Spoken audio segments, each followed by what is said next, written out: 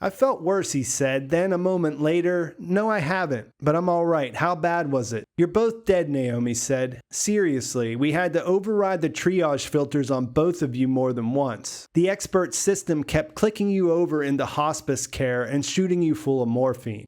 Hey guys, Pete here. In just over 2 months, the final book in the Expanse series will finally be here, and I'm pretty excited. In just over a decade, they've delivered a 9-volume tale, and I can't wait to see how it ends. To get ready, I'm doing a reread of the entire series from the beginning, and today I'm going to talk about why you should read the books if you haven't done that yet, and some of what you'll get out of it if you've only watched the show. I'm going to do that by highlighting the most interesting changes from book to show that stood out to me while rereading Leviathan Wakes. And since the story gets to pretty much the same place, there's not really any spoilers here if you've seen the first couple of seasons.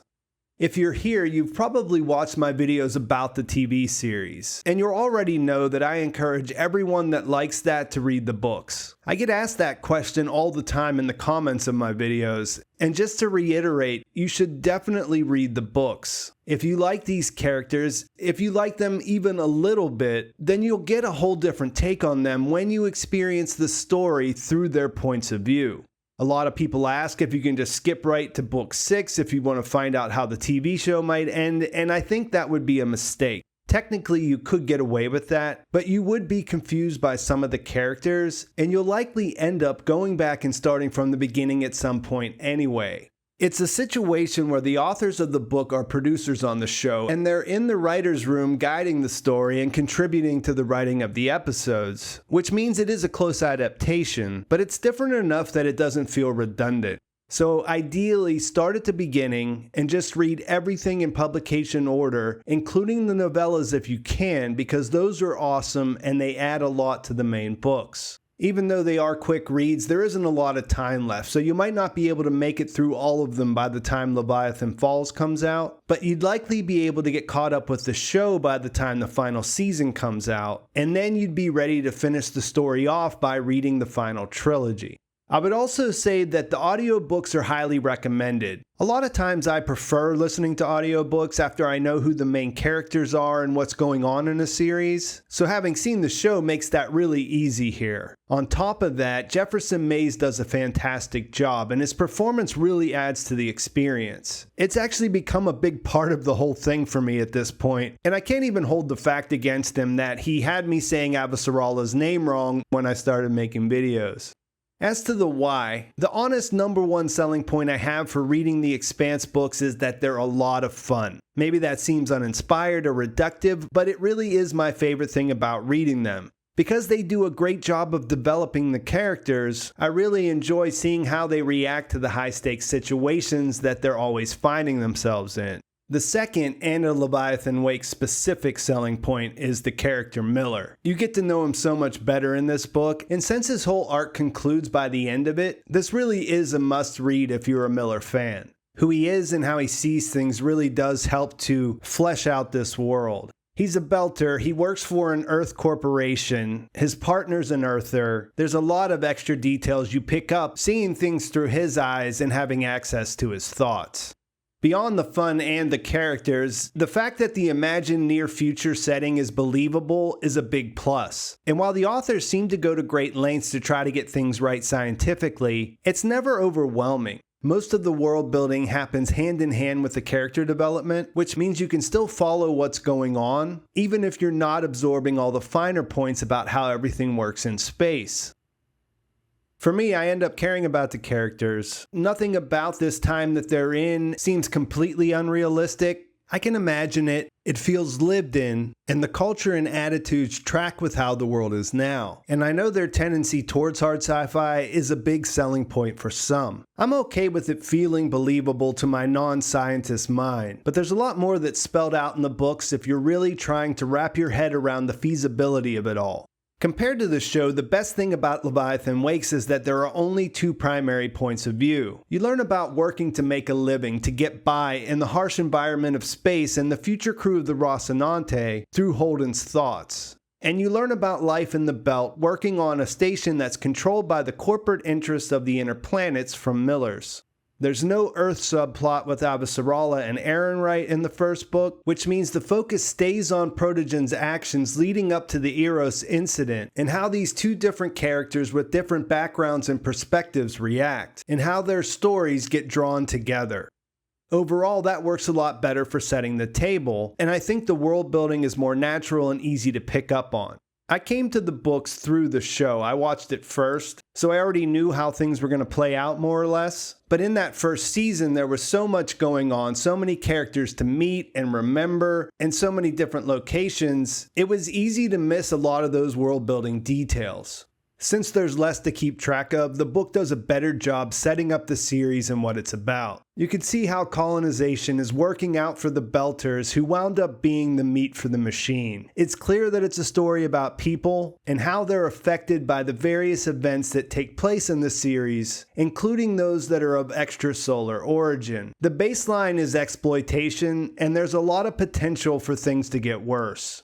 And that's a great place to transition to talking about the changes from book to show. Because the changes in the Belters' bodies is one of the big things that the show couldn't pull off. In the beginning of season 1, they show you a little bit of what it would look like, but then it's just really not practical, and they start to rely on things like the way that they dress and their tattoos to kind of set them apart. But a big part of this whole story is that these are humans that went out and lived in low gravity, which caused their bodies to change in a way that you can see. That makes them easy to otherize, to be thought of as less than human, and historically we know how that turns out. One of the first surprises I had reading the book was that the beginning is a lot different. For one, Holden's already the XO, and the future crew of the Rossi know each other already. They already get along. Once the can is destroyed, they naturally think of Holden as the leader, and there's a lot less pushback. There's less conflict altogether. The night is never damaged because that mostly served to show how difficult it can get when things go wrong in space. The book can use Holden's internal dialogue to flesh out the characters and those same details, so you don't have to have that situation to establish things. There are trade-offs, but I mostly prefer the book's version in most cases. Just to be clear though, it's a matter of adaptation from one medium to the other. Most of the changes that they made make sense in that context. It's all a way of getting to the same place relying on what works for the different mediums. I do feel like they developed Alex and Amos earlier in the show, and I did like the way that they handled the Donninger a little better on TV. Captain Yao was a good addition, and the foreshadowing of Naomi's secret past that won't be revealed until season 5 is pretty effective. I like that in the book there was no Ade scene that played like a mystery about what she was going to say, but it never really goes anywhere. In my mind, things do develop better without the crew drama, and by seeing everyone how Holden sees them, there's less guessing about where things are going. There's a mutual respect and a bond that's forged through the experiences on the Kent and Donninger. One thing that jumped out to me the first time I read the book is that Holden is the one that gives Fred the protomolecule sample. He just does it without much fanfare when he's trying to buy more time from Miller, who came up with the idea of trying to convince Julie not to crash Eros into Earth.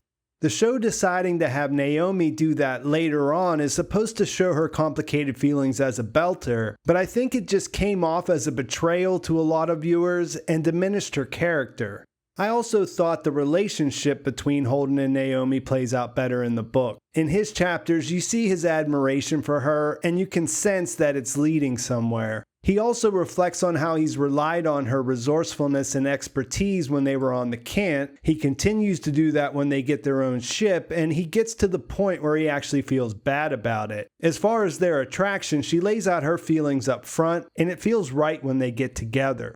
As I mentioned, you do get to know Miller better, and I do think it improves his story. I thought that his obsession with Julie made more sense on an emotional level. In the show, he spends a lot more time looking into her, so it doesn't seem out of left field when it consumes him, but I found his trajectory in the book more relatable. Parts of his journey are a lot more clear. The way Dawes belittles him, saying that he can't even find out who stole their riot gear, comes to mind, and generally I do like how mysterious Dawes was in the book compared to the show, although I have to say I wouldn't want to give up the Jared Harris scenes either. He does a great job with the role, and I think it works pretty well on the show, but he did seem more mysterious, and the OPA in general seemed more mysterious in the book.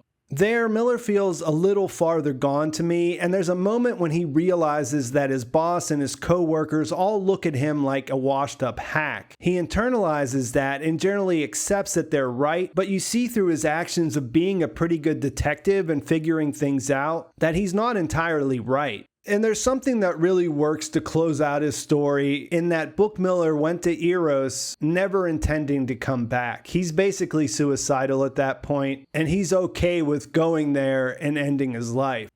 And those are the main things for me. As mentioned, I watched the show first, so I went into the book with the characters and events already in my head, and it was fascinating to think about how they adapted the story for the screen. Some changes work better than others, but they all mostly make sense. Holden and Miller are the perfect POVs to start out with. The way that they see things, the way that they experience things. It's really a nice setup for when their stories come together. I also like that the book opens and closes with two Earthers that are fully on board with supporting the OPA. Getting into the heads of Julie and Fred and their POVs is a good way to open and close things. I think the first season is good, but I think there were a lot of difficulties baked in as far as presenting the world building. It took a while for me to get into it. Initially, I wasn't sold on the series until I really started digging the characters and thinking of the crew in that found family kind of way. There was a lot to keep track of on the first time through, and on rewatch, so many more of the details pop out when you already know what's going to happen. And I think reading the book gives the same kind of experience. I highly recommend it, and I think that's a good place to leave things.